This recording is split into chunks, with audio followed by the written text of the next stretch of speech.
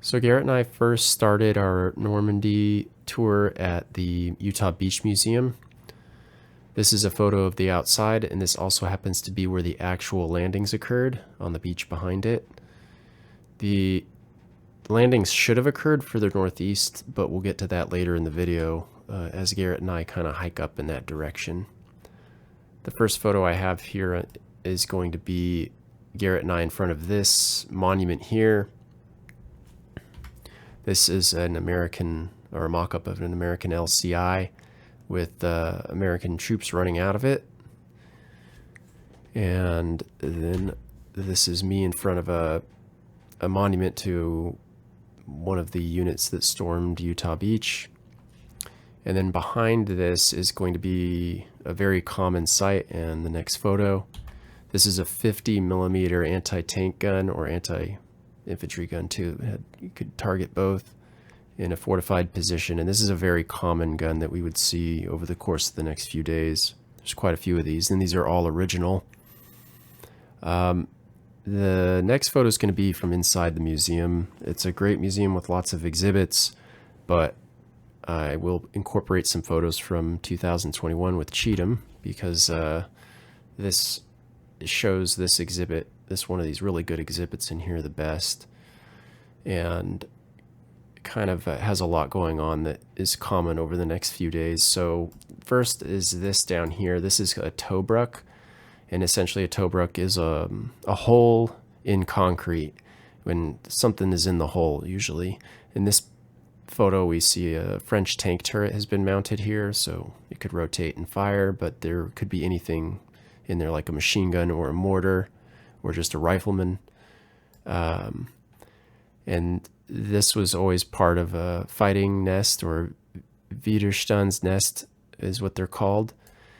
And as you can see, this trench in the German trenches in Normandy had a fortified, this one's a fortified with wood, but sometimes they're fortified concrete and sandbags. And then there's an MG42 here with barbed wire. Again, all very common for the Widerstandsnest type of defenses that the Germans set up, little fighting positions. This over here is a 75 millimeter anti-tank gun. The more common type was 50 millimeter, and there were a few 88s that I saw, but I'm sure that these were mixed in as well.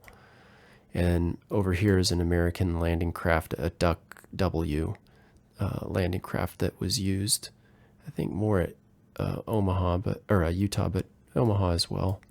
And then, of course, we have the Hedgehog beach obstacles. These were obviously down on the beach. They weren't going to be in the fighting positions with the Germans, but again, a really nice mock-up, a really nice setup, and a really nice exhibit. I took this photo in 2021. This is just kind of a salute to Uncle Teddy, who was on the Red Ball Express, and they had the sign there. So I thought that was neat. There's lots of exhibits in here. This one's of a German bicycle loaded for bear. They really packed them up, I guess. And this is a Goliath tank. There were a lot of these on Utah Beach in really kind of like dens or holes drilled into the sides of the sand dunes. But fortunately, due to the thorough pasting by the Navy and the Air Force, the German defenses on Utah Beach were basically destroyed or routed. And a lot of these were damaged or just didn't have operators, but they're essentially a remote control tank. And what the Germans would do is pack, this opens up, this top opens up, they pack a ton of explosives in here, and it's a wire guided remote controlled tank that you drive out towards groups of enemy infantry, tanks, or landing craft and detonate. But fortunately these were only on Utah Beach, and none of them worked, or none of them were detonated. This is a photo that Garrett took. I thought this was pretty funny. I didn't notice this the first time I went with Cheatham in 2021. It has this says something about our French hosts. This is the command structure for, D-Day and all of that. But you'll see over here in the corner, just right here, is Charles de Gaulle. So of course the French have to be included, right? They have to include themselves. It's their museum, even though the command structure didn't have anyone from France in it. This exhibit was kind of neat. This was a ricocheted bullet off of U.S. service member's rifle that impacted a prayer book in his chest and saved his life. So I thought that was kind of neat. And this is, you could probably pause the video and read this if you like, but this was kind of the really neat and central part of the Utah Beach story, where these B-26 bombers under the command of this Major David Dewhurst were specially selected because they had such a good track record to paste Utah Beach before going in, and they did such a good job that there were very few, if any, casualties on Utah Beach that day. It was the best beach of all 5 beaches with the fewest amount of casualties, the most successful by far, and due in large part to this. And so they have a B-26 here on display, and this is kind of a neat exhibit. There's a lot going on, and I took a video that you'll see here in a moment.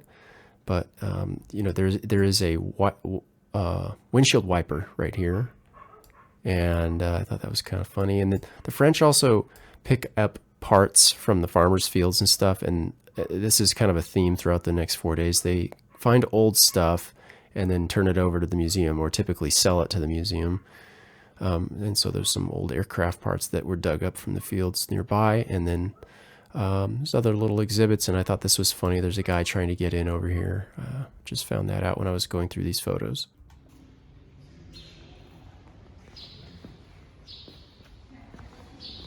It's a very well kept B-26.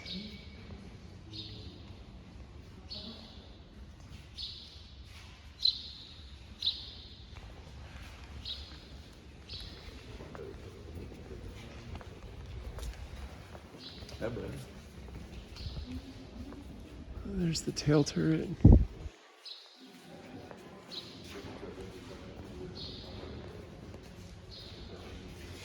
Very cool. I think it said that there's only 6 of these left.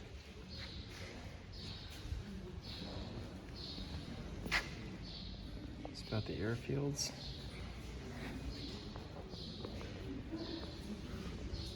And then I'll take a video of the front.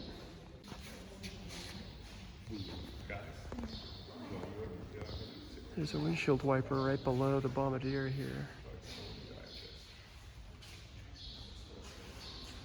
And then 2 50s on either side of the pilot in the hull, in the fuselage. Pretty cool. Took a walk from the museum, which is right here, north towards WN10, which is right up here. Okay, so Memorial du Débarquement D-Day. We went from here to here, and I thought we would be able to see this monument here, this remains American landing craft. And I'll just show this very quickly. We were not able to see this because as you'll see, we went, it was high tide. This is something that you could see when it's low tide, but I think that the photos here do low tide justice. This is a good photo where you can see how much open ground there is before you get to the actual, the greenery, the seawall, call it what you want. Here's another photo. That's the museum in the background. Again, low tide.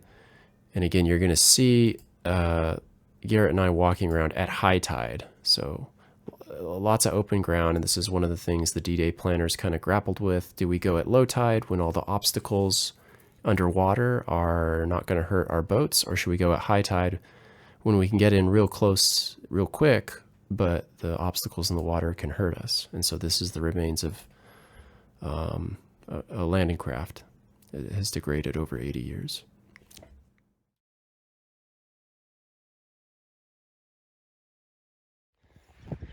This is Widerstand 8. Garrett and I have completed our walk to this destination. I think this is in front of Terre Green. I'll have to double check. But yeah.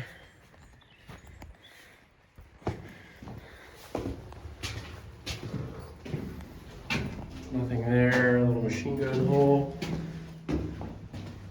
And too dark, I'm gonna have to go to lights. So we're on top of this bunker. Since it's all kind of restricted, there's gotta be a little tow rug, I think. Although that is really small. Oh, maybe they filled it. Yeah, I think this is like capped off. Then there's another little thing over there, and over there. And then we'll walk over here and check out what this is. Yeah. Oh yeah, that's a tow brook. It's been filled in, well, trash and dirt. But I'm sure this was where you probably went down some stairs here and then went up some stairs and had your machine gun, and then there's Utah Beach, or where Utah Beach should have been, when in reality it was way over there. All right. Just going back to this map, we started at Utah Beach Museum and we stayed on the D421 highway all the way down to Memorial du Débarquement D-Day. Okay, so this is where we are now. And this wasn't one of our goals. It was just something kind of nice on the way. What I wanted to get to was Widerstandsnest 9, which you'll see after this. We're here at Widerstandsnest number 9, or about to be, but there's this little monument to the 8th Infantry, which of course is French, I guess. But they've got another M4 here in better shape than the one at the Utah Beach Museum, I think, yeah. And although it's still getting degraded, they also have an M8 Greyhound and an M3 half-track. And as you can see, this one has the markings of the French, Free French, that cross in the front center, the flag, of course. And this is kind of a neat little, it's even got, where's that, rubber tires? Yeah, that's pretty impressive. Let's get up on the ground here. A very cool little armored car. And then, of course, the M3 half-track, which we have at the Chino Airport, or that the Chino Airport gets on loan for their airship. And then this is a Free French symbol in the ground here. Okay, we're walking up on WN9. This is what we came out all the way here for. So, this is what it looks like from afar. This is what Utah Beach, this is the far right flank of Utah Beach, where it should have landed but didn't. And I guess this is a good thing because these things were here that we're about to visit. Okay, so here we are in front of WN9, and obviously this machine gun pit, or 88 or 75 millimeter pit, whatever was in here, was set to fire enfilade down the beach. So anything that came here would have been shot at or under fire from whatever was in here. This is to protect from naval gunfire from the oceans, so anything out there that tried to shoot into this thing would just hit the sidewall and protect the gun inside of it. There's a few other little bunkers over there we're gonna go check out, but okay, here's another tow brook, and we're gonna walk along the top here towards the end of this, but I guess this is the seawall. Wow, this is got a big mouth.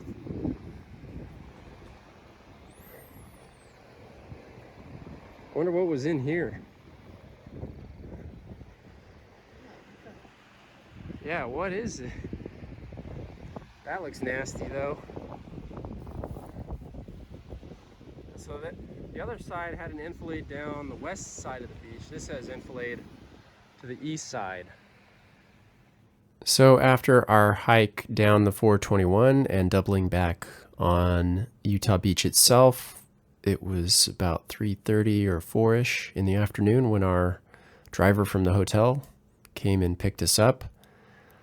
And he took us actually over to the Long-sur-Mer Battery, which was not far from our hotel in Bayo. But since we visited that on our last day with the tour guide, I'll cover it then.